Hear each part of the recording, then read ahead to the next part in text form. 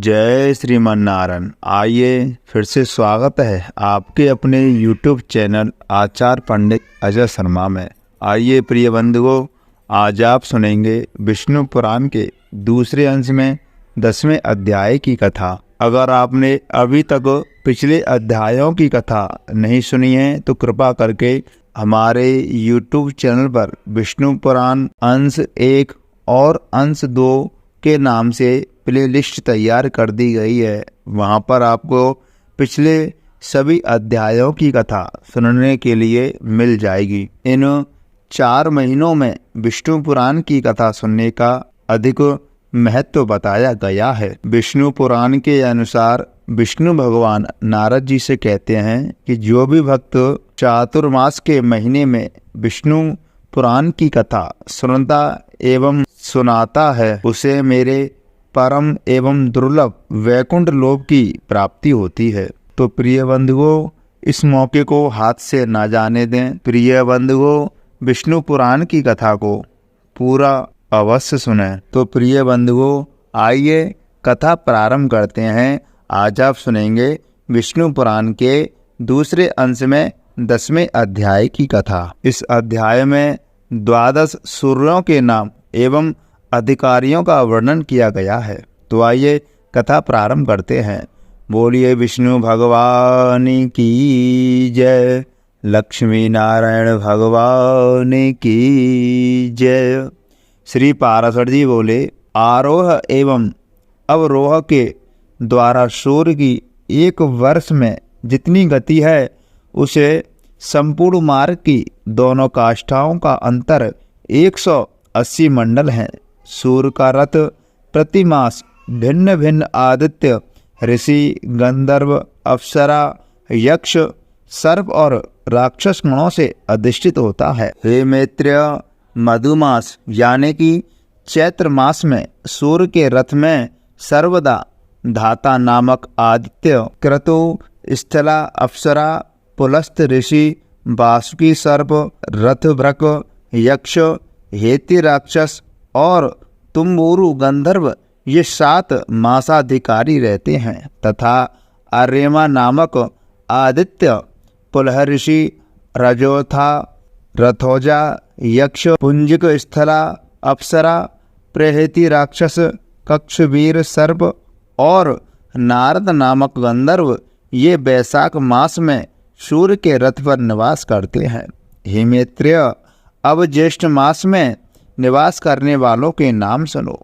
उस समय मित्र नामक आदित्य, अत्रि ऋषि, तक्षक सर्प, पौरुषीय राक्षस, मेनका अप्सरा, हाहा गंधर्व और रथस्वन नामक यक्ष ये उस रथ में वास करते हैं तथा आषाढ़ मास में वरुण नामक आदित्य, वशिष्ठ ऋषि, नाग सर्प, सहजन्या अप्सरा, हुहु गंधर्व, रथ राक्षस और रथचित्र नामक यक्ष उसमें रहते हैं।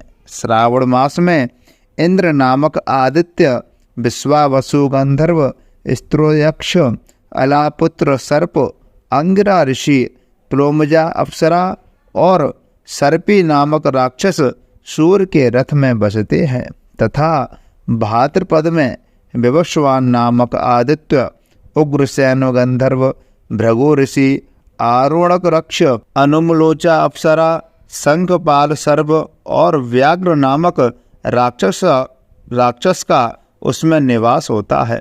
आश्विन मास में पूखा नामक आदित्य, वसु ऋषि गंधर्व, बात राक्षस, गौतम ऋषि, धनंजय सर्प, सुमेश गंधर्व और घृताची नामक की अप्सरा का उसमें वास होता है। कार्तिक मास में उसमें विश्वावसु नामक गंधर्व, भारद्वाज ऋषि, पर्जन्य आदित्य, ऐरावत सर्प, विश्वाची अप्सरा, सैनजित यक्ष तथा आप नामक राक्षस रहते हैं। मार्गशीर्ष के अधिकारी अंश नामक आदित्य, कश्यप ऋषि, तार्क्ष यक्ष, महापद्म सर्प, उर्वशी अप्सरा, चित्रसेन गंधर्व और विद्युत नामक राक्षस है। हे विप्रवर, पौष मास में क्रतु ऋषि, भग आदित्य, पूर्णायु गंधर्व, स्फूर्ज राक्षस, करकोटक सर्प, अरिष्ट नेमी यक्ष तथा पूर्व चित्ती अप्सरा जगत को प्रकाशित करने के लिए सूर्यमंडल में रहते हैं। हे मित्र, त्वष्टा नामक आदित्य, जमदग्नि ऋषि, कंबल सर्प, तिलोत्तमा अप्सरा, ब्रह्मोपेत राक्षस, ऋतजित यक्ष और धृतराष्ट्र गंधर्व ये 7 माघ मास में भास्कर मंडल में रहते हैं। अब जो फाल्गुन मास में सूर्य के रथ में रहते हैं उनके नाम सुनो। हे महामुने, वे विष्णु नामक आदित्य, अश्वतर सर्प, रंभा अप्सरा, सूर्यवर्षा गंधर्व, सत्यजित यक्ष, विश्वामित्र ऋषि और यज्ञोपेत नामक राक्षस है। हे ब्रह्मन, इस प्रकार विष्णु भगवान की शक्ति से तेजोमय हुए ये 7 गण एक एक मास तक सूर्य मंडल में रहते हैं। मुनिगण सूर्य की स्थिति करते हैं, गंधर्व सम्मुख रह करके उनका यशोगान करते हैं, अप्सराएं नृत्य करती हैं, राक्षस रथ के पीछे चलते हैं, सर्प वहन करके अनुकूल रथों को सुसज्जित करते हैं और यक्षगण रथ की बागडोर संभालते हैं तथा नित्य सेवक बाल खिल्यादि से सब ओर से घेरे रहते हैं।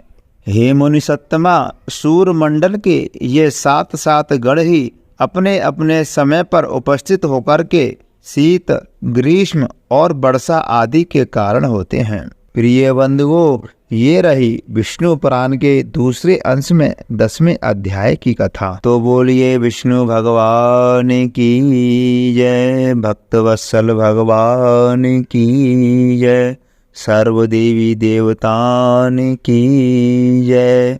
प्रिय बंधुओं, मैं आशा करता हूँ यह कथा आपको अच्छी जरूर लगी होगी। तो कृपा करके इस वीडियो को लाइक करें और ज़्यादा से ज़्यादा सभी के पास इस वीडियो को शेयर करें। अगर आपने अभी तक हमारे YouTube चैनल को सब्सक्राइब नहीं किया है तो सब्सक्राइब भी अवश्य कर लें। बगल में लगी बेल आइकन घंटी को भी दबा दें, जिससे कि हमारे द्वारा जो भी जानकारी दी जाए वो आपको प्राप्त हो सके। तो प्रिय बंधुओं, अगली वीडियो में आपसे हम फिर मिलते हैं। जब तक के लिए जय श्रीमन्नारायण, राधे राधे।